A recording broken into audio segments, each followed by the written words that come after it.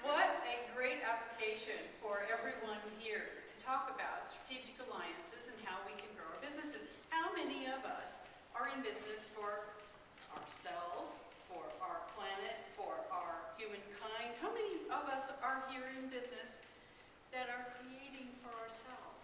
Small business owners, if you will. Let's become big business owners.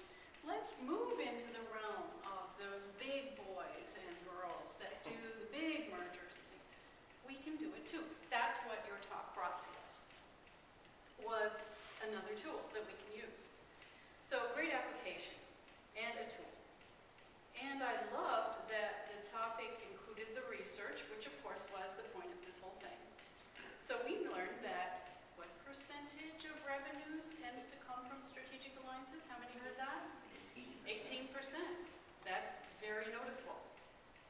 That can add to your bottom line substantially. That can mean the difference between you living in house A and house B. Okay? It can mean the difference between your being able to help your child with college a little more than anticipated or not. That 18% can be a big deal. And also the funding for nonprofits. Great idea there as well. I would not have thought so much about the nonprofits, but that brings a more whole understanding of it to me, because I come from a standard business world as opposed to the nonprofits. So you brought that to us as well. Those examples are very different realms. So something too that surprised me was the amount of compelling, okay, that drew me into saying yes more, because I could tell that there'd be something more for me and for others in the room to pay attention to this whole idea of strategic alliances.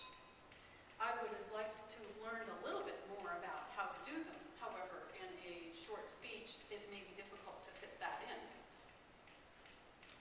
And the other thing that I would think would make a speech like this even more powerful is something visual, a graphic of some kind, to hold up a graphic that shows a breakdown in the revenues of nonprofits that did this versus didn't, for example.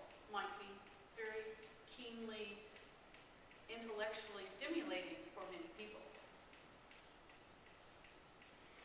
And some of the best things that you do, Deborah, always are to bring poise, and more poise up here. You are a wonderful model for how to move, how to interact with your audience. You draw us in.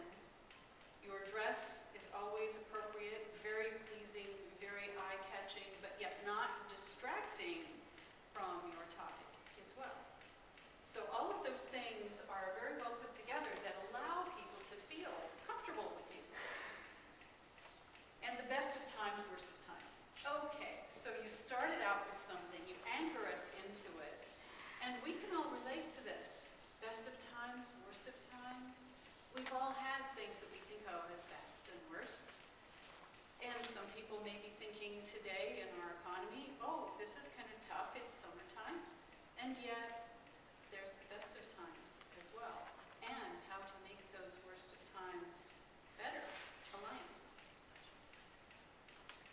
That is I believe, the summation of what I had to give to you today. So thank you very much. Great job.